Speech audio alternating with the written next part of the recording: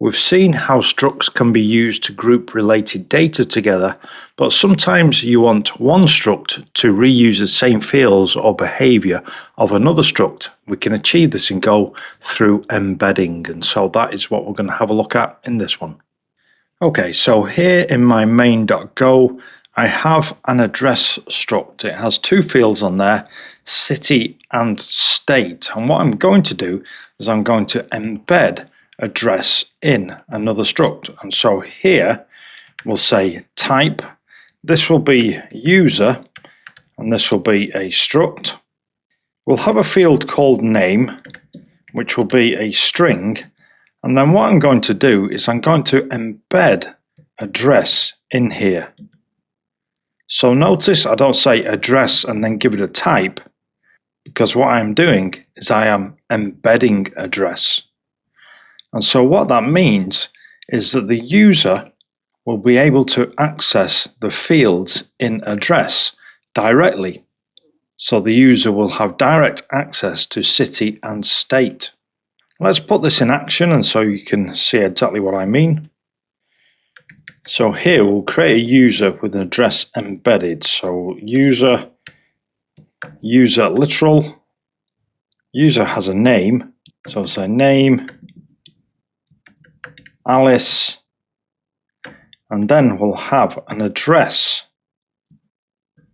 So address, we'll say London, state, we'll say UK. So it's not a state, it's actually a country. But the important thing to know is that we can now access those address fields directly off of our user. So we will print user name, but we can also print user city or user state.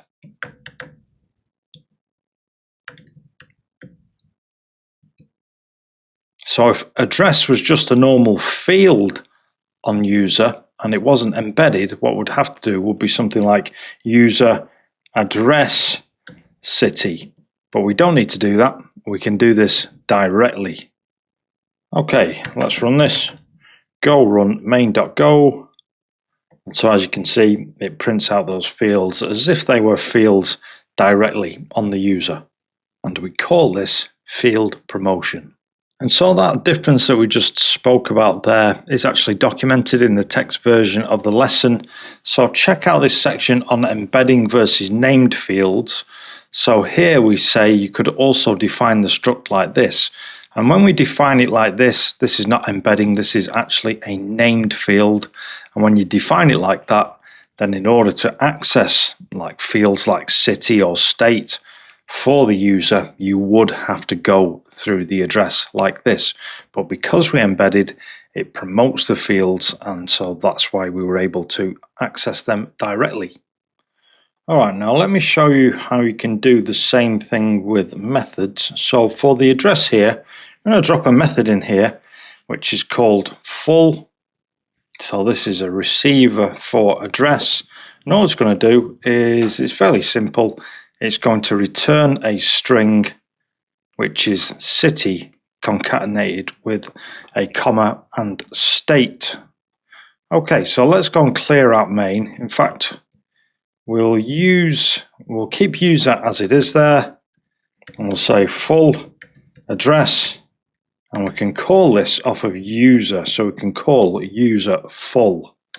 And then if we print that out, we should see that we do get that concatenated address. So let's print out full address. Let's go and see what this looks like. Okay, so we get London, UK. So even though full is a method on address, by embedding address in user, it means that user can call address methods directly. Pretty cool. Okay, so I think you should have a decent understanding of this now, enough to have a go at the challenge. Write a program that defines a profile struct with a username field. Define a user with a struct that embeds profile, and then create a user and print the username using the promoted field. So have a good look at these instructions, stuff that we've done. I'm sure you can do this. Pause me now and give that a go. Okay, so I have a user. What we want now is a profile, and this has a username which is a string. Then we want to embed that. So we will say profile, and that's all we need to do. And so here I've started to initialize a user. Let's add a profile. Username, then this can be anything, Alice123, and then that means that we should be able to access this username directly on the user because it is embedded. Let's go and confirm that. So print line, we will say user, username. Let's go and run this. Go run main.go. Okay, and we see Alice123. Okay, how did you get on with that one? Hope you gave it a go and that you were able to get the result that you're after.